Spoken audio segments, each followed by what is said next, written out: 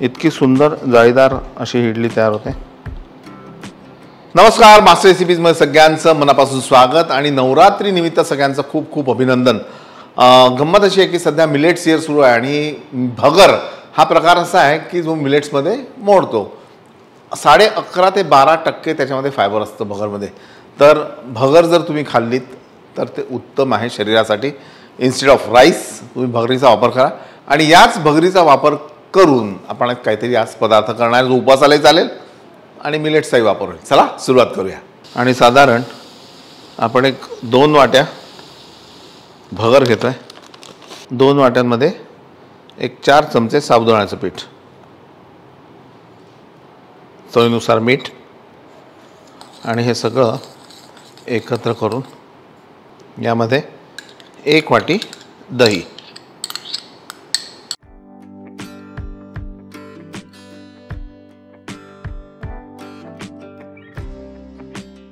पाणी किती टाकायचं तर आता ज्या वाटीने आपण दही घेतलं त्याच वाटीने 1 वाटी पहिलं पाणी घालू।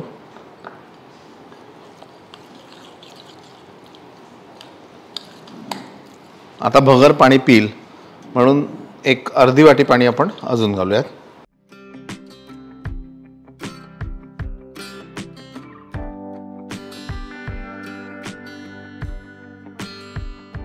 आणि 10 मिनिटं याला आपण झाकून ठेवू, तोपर्यंत चटणीची तयारी करू। हिरवी मिरची, कोथिंबीर, थोडे भाजलेले शेंगदाणे, चवीनुसार मीठ आणि यामध्ये 2 भाजलेल्या मिरच्या घालतो आपण। एक छान भाजल्याचा फील येईल त्याला चटणीला।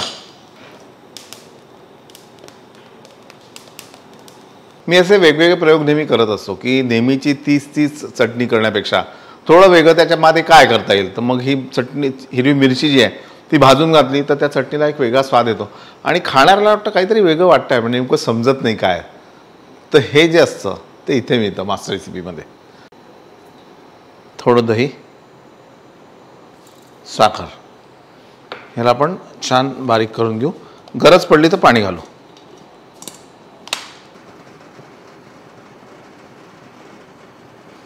थोडं आपण शेंगदाण्याचं तेल लावून घेऊ, कारण शेंगदाणे उपवासाला चालतात। नाहीतर तुम्ही तूपही लावू शकता। हे बघा, मगाशी आपण भिजवलेलं भगरीने पाणी प्यायला। आता यामध्ये आपण घालूयात 1 पूर्ण पाकीटभर इनो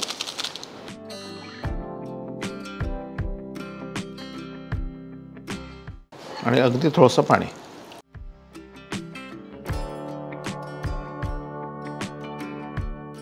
इनो टाकल्याबरोबर हे छान फुलून येतं। मग याला वेगळी पाण्याची गरज लागत नाही, कारण इनो टाकल्यानंतर हे पातळ होतं।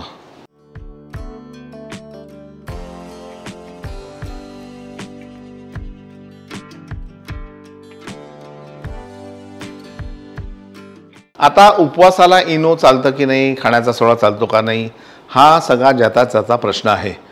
आम्ही शेफ मंडळी जे काय उपवासाला घरगुती उपलब्ध असलेले पदार्थ चालतात ते घेतो आणि आम्ही एक बनवून दाखवतो। बाकी मग आता लगेच मग कमेंट्स, काय सर तुम्ही एवढे मोठे शेफ, उपवासाला हे चालत नाही, तुम्हाला माहीत नाही का, वगैरे वगैरे वगैरे वगैरे।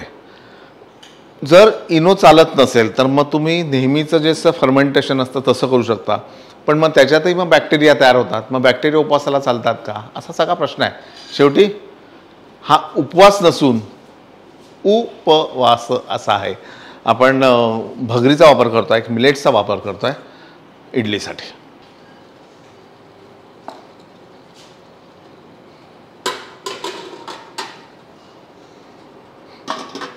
चटणीला फोडणीसाठी तेल, जिरं, गॅस बंद, हिरवी मिरची,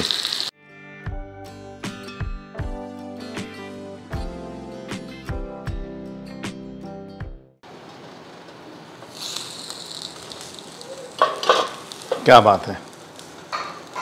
इडली छान फुललेली आहे, शिजलेली पण आहे। आपण गॅस बंद करू आणि यावरच 5 मिनिटं असं झाकून ठेवू।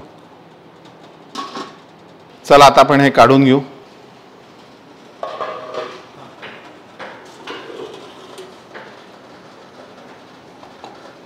आणि पुन्हा बाहेर 1-2 मिनिटं ठेवून नंतर याला काढून घेऊ इडल्या आपण. इडल्या पहिले अशा साईडने सोडून घ्यायच्या म्हणजे पटापट निघतात. मध्ये जर काही एकमेकांना चिकटल्या असतील त्याही सेपरेट करायच्या.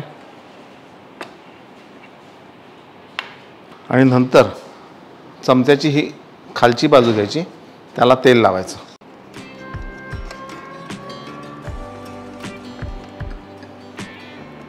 आणि अशा प्रकारे इडली सोडून नंतर तिला हळूच काढून घ्यायचं. दोन्ही बाजूनी छान अशी इडली तयार झाली आहे.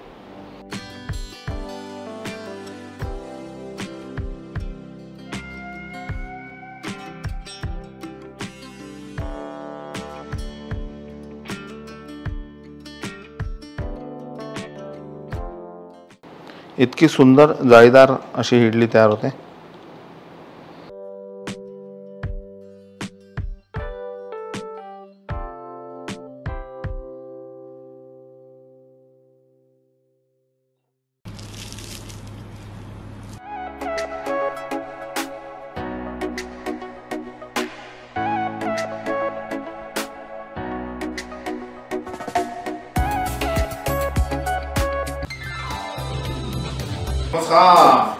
एक मिनिट, तेल मी थोडंसं तापत ठेवतो. ये पहा, त्यासाठी 1 वाटी जर भगर असेल तर 3 वाट्या पाणी आपण तापत ठेवू. 3 वाट्या साधारण आपण पाणी टाकू. 1 2 आणि 3. ये पहा, थोडंसं मीठ. आणि आता पाणी उकळत आहे तोपर्यंत आपल्याला 2 कामं करायची. एक तर पहिले चटणी बनवायची आहे आणि त्याआधी भगर जी आहे ती शिजवून घ्यायची आहे. आणि त्यासाठी भगर 1 वाटी भगर, साधारण 1 वाटी ही भगर आपण धुवून घेऊ.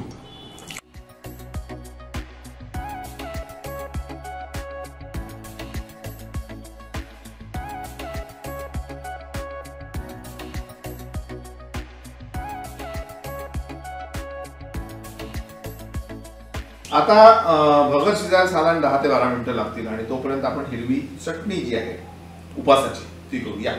उपवासाची हिरवी चटणी. हिरव्या मिरच्या स्वच्छ छान, येस, ताज्या. दही, शेंगदाणे भाजलेले, थोडी कोथिंबीर, जिरं अर्धा चमचा, साखर साधारण 1-2 चमचे, मीठ अर्धा चमचा, ओलं नारळ, थोडं पाणी.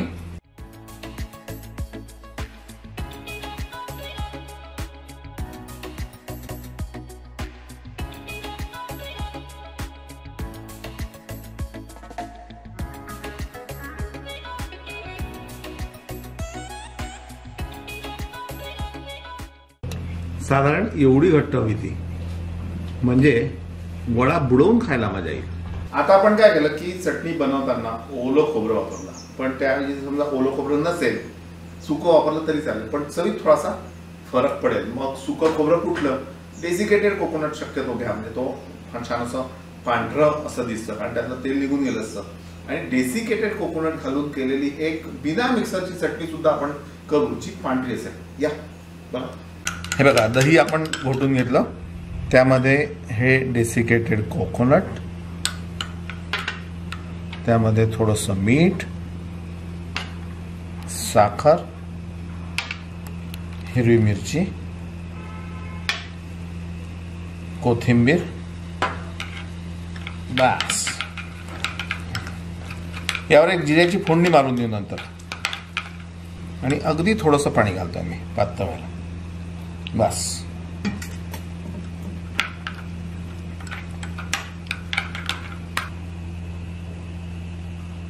ही पांढरी चटणी. आता गंमत अशी की भगरीत साधारण पाणी किती असावं, तर भगरीत पाणी 3 ते 4 वाट्या असावं. तर 3 ते 4 का? कारण कित्येक वेळा काय होतं की भगर जुनी असते, तर साहजिक त्याला पाणी जास्त लागेल. जसं आपण भातासाठी पाणी वापरतो त्याचप्रमाणे. नवीन अगदी असेल तर पाणी कमी लागेल. तर तो अंदाज तुम्ही घ्यायचा आहे. आता आपण 3 टाकलाय, थोडंसं वाटलं तर थोडं पाणी आपण अजून टाकू शकतो. पण भगरीमध्ये जेव्हा आपण पाणी घालू भगर शिजत असताना, तर गरम पाणी घातलं तर ती प्रोसेस कंटिन्यू राहते. की नाही तर काय होतं थंड पाणी टाकल्यावर ते पुन्हा खाली बसते आणि पुन्हा उकळते. म्हणून ही छोटी टीप. भगर छान मऊ शिजवायची आहे आणि असं वाटलं की थोडं पाणी कमी पडतं तर पाणी घातलं तरी चालेल, पण सध्या तशी गरज वाटत नाही. अजून कणी आहे, थोडा वेळ लागेल. आता या वड्यामध्ये म्हणजे मेदू वडा म्हणा किंवा सांबार वडा म्हणा उपवासाचा, त्यामध्ये आपल्याला छोटे छोटे हे याचे तुकडे घालायचे आहेत ओल्या नारळाचे. किसायचं नाही हा, हे तुकडे खाताना मजा येते वेगळी.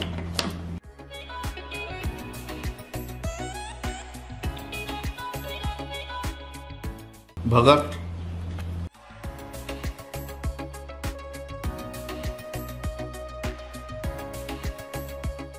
आता यामध्ये आपल्याला बटाटा घालायचा आहे. तर बटाटा आपण किसलेला घालू म्हणजे आपले वडे जास्त क्रिस्पी होतील. किसलेला कच्चा बटाटा, सोललेला नाही आहे, कारण याचं साल मी म्हणतो नेहमी की साल खात जा आणि जेव्हा आपण तळू तर ते ब्राऊन होणार आहे. सिंपल.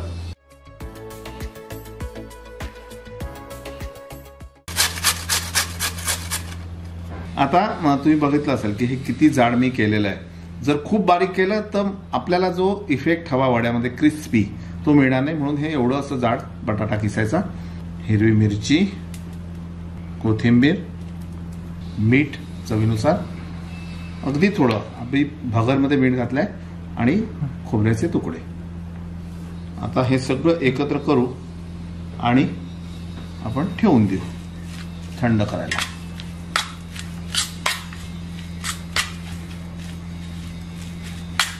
हे व्यवस्थित आपण थंड करू आणि नंतर मळून घेऊ. आता आपण सांबार बनवतोय. आता सांबार बनवताना कित्येक गोष्टीचे लिमिटेशन्स येतात की भाज्या कुठल्या वापरायच्या आहेत. तर माझ्या मताप्रमाणे की किंवा मी काही जणांना जे विचारलं तर त्यांनी मला सांगितलं की बटाटा आपल्याला चालतो, त्यानंतर गाजर चालतं, हिरवी मिरची चालते, लाल मिरची चालते, आमच्या घरी कोथिंबीर चालते आणि कोथिंबीर चालतात म्हणून धने सुद्धा चालतात, लाल मिरची चालते. आणि हे सगळे जिन्नस वापरून आपण सांबार बनवणार. सगळ्यात पहिले काय करू आपण की पाणी जे आहे साधारण आपल्याला जेवढा सांबार पाहिजे एक साधारण 3 वाट्या पाणी आपण उकळत ठेवू. गाजर, बटाटे, तिखट याला छान उकळून घेऊ आपण. आणि साधारण यात अर्धा ते पाऊण चमचा तिखट आपण घातल्यास त्याला रंग येईल आणि तिखटपणा येईल. तर आता आपण सांबार मसाला बनवून घेऊ. नीट बघा, अगदी 2-3 वस्तू आहेत पण चव तशीच आणण्याचा प्रयत्न करू. दाणे यामध्ये घालू साधारण आपण एक वाटीभर, त्यानंतर ओलं खोबरं अर्धी वाटी, धने चालत असतील तर एक अर्धा चमचा, त्यानंतर जिरे 1 चमचा, जिरे पावडर घातली तरी चालेल पण जिरं जास्त उत्तम. थोडं पाणी, मिश्रण बुडेल एवढं पाणी घालायचं.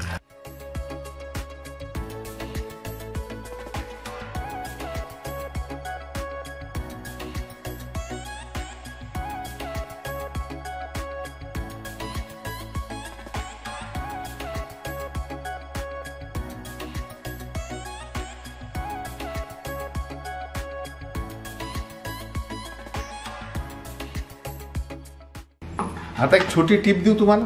टिप म्हणजे अशी की हे जे आपण बारीक करून घेतो ना, हेच थोडंसं काढायचं, त्यामध्ये मीठ, लिंबू, साखर आणि तडका द्यायचा. चटणी तयार.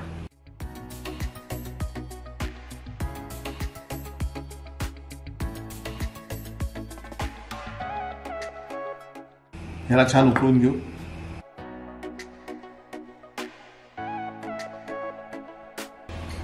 लिंबाचा रस, सांबार आहे त्याच्यामुळे व्यवस्थित आंबट व्हायला हवं, साखर आणि चवीनुसार मीठ.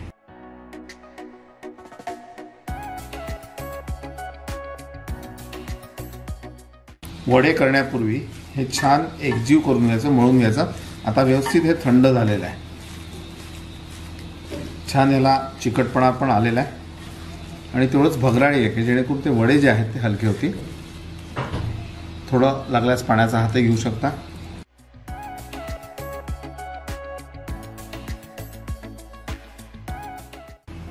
आणि नेहमी जसं आपण सांबार वडा तयार करतो त्याप्रमाणे हा गोळा घ्यायचा, हात स्वच्छ धुवून हाताला पाणी लावून घ्यायचं, त्यावर हा गोळा असा चपटा करायचा आणि मधोमध छान छिद्र करायचं.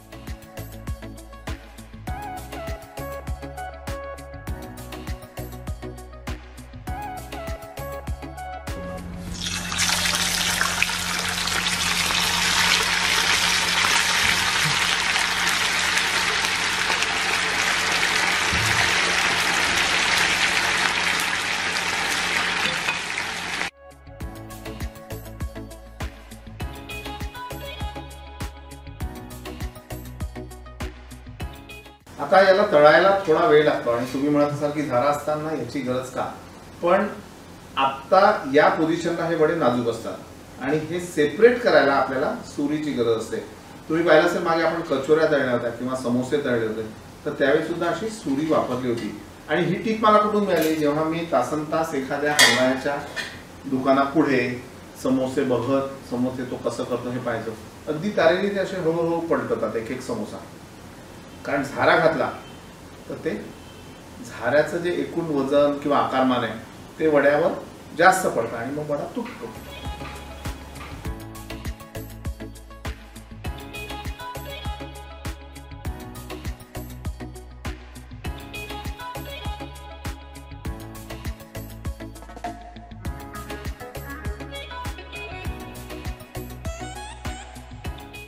लाल मिरची आणि जिरं आपण घातलंय.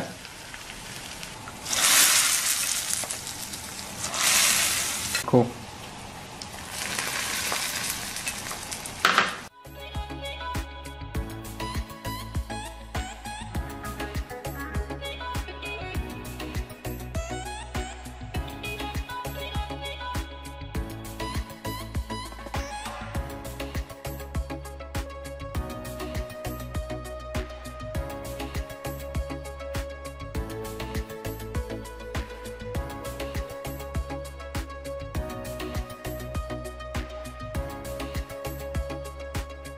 आवाज, याची पोत आणि आतला फ्लफीनेस